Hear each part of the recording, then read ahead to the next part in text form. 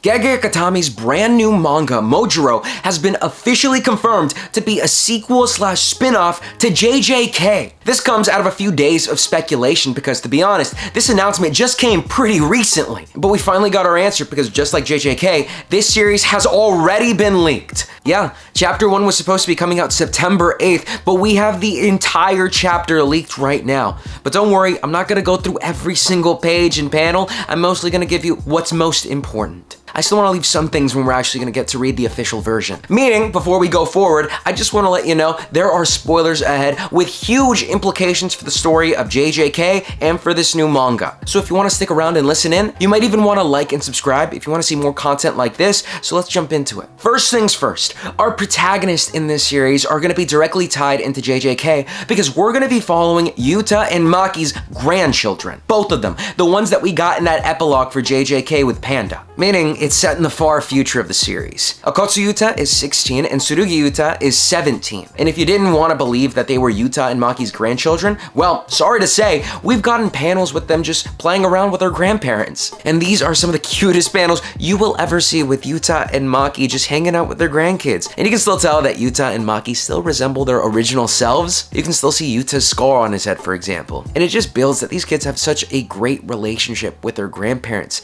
that what comes next is just a huge gut punch because it immediately swaps over to show us that Yuta and Maki have both died. Yeah, that's right, ladies and gentlemen. Yuta and Maki have passed away in this future series. And that makes complete sense when you take into account when this series takes place, because just judging based off the first page of this chapter, it says that this takes place in 2086. So if anything, I think they're pretty long-lived when it comes to JJK sorcerers. During old man Yuta's funeral over here, we also see that he passed over the ring with Rika. So maybe her spirit is still in the ring? That, or it's just a nice memento to have from one of your grandparents. So far, our protagonist personalities seem to be similar enough to Yuta and Maki. And now, for all of you Gojo truthers out there, is there anything in here that proves Gojo survived that battle with Sukuna? No, absolutely not. I don't want to get your hopes up. We just get this single image with the previous cast of JJK, and that's all we get. And I can tell you right now, that's a shot before they even fought Sukuna. Don't even argue with me there. As much as I'd want our favorite blue-eyed sorcerer here to survive,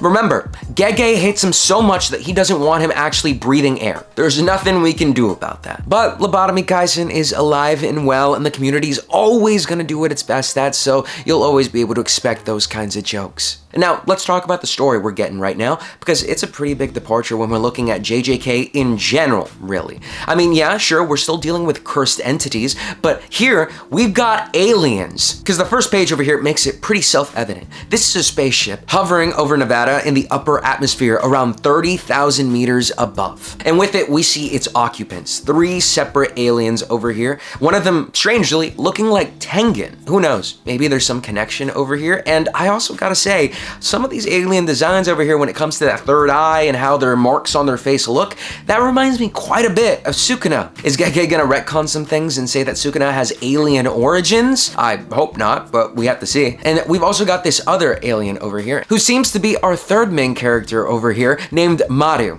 They seem to be filling in the role that Itaori did in the original series as the cute, funny-go-lucky kind of character. I mean, these panels over here really give that energy, and this shows us that this is our brand new trio standing together. Really similar to all the other ones that we've had before here. Again, with the third eye, but they usually keep it hidden. We just know that it has intense power when it's in use. But apparently in this, they're abducting people that they sense have cursed energy. For what reason? We don't really know. If this is gonna be the start of Curses versus Alien, then you might as well just label this Dan Da Dan 2.0 at this point. It's just here, of course, anyone can and will die. And I gotta say, from what we've seen so far, I think this is a pretty good continuation of JJK. I mean, sure, it's a bit different than what we all expected, but I still think there's quite a bit of wiggle room over here for us to work with. I mean, there's so much about this world that's new that we don't understand yet that makes it so interesting. And I'm not gonna say that there aren't gonna be some characters that are gonna be coming back, because there's always the possibility of someone like Yuji to come back into the story, because that man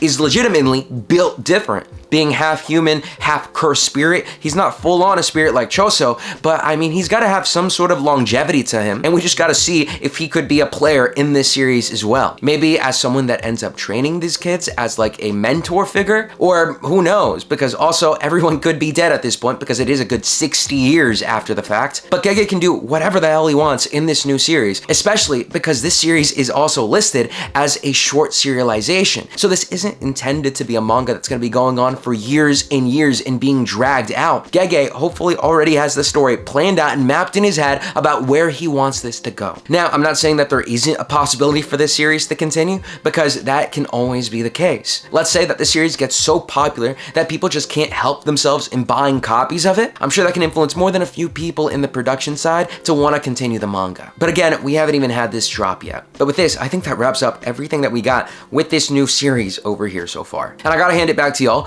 What do you guys think about Mojuro? And I gotta hand it back to y'all. What do you guys think about Mojuro? Do you think right now it's being overhyped and that it can't possibly live up to everyone's expectations? Or do you think it's gonna actually be amazing and the next big thing? Please let me know down in the comment section below. I'd love to know what you guys think. And as always, I was Randy, and I'll be seeing y'all next time.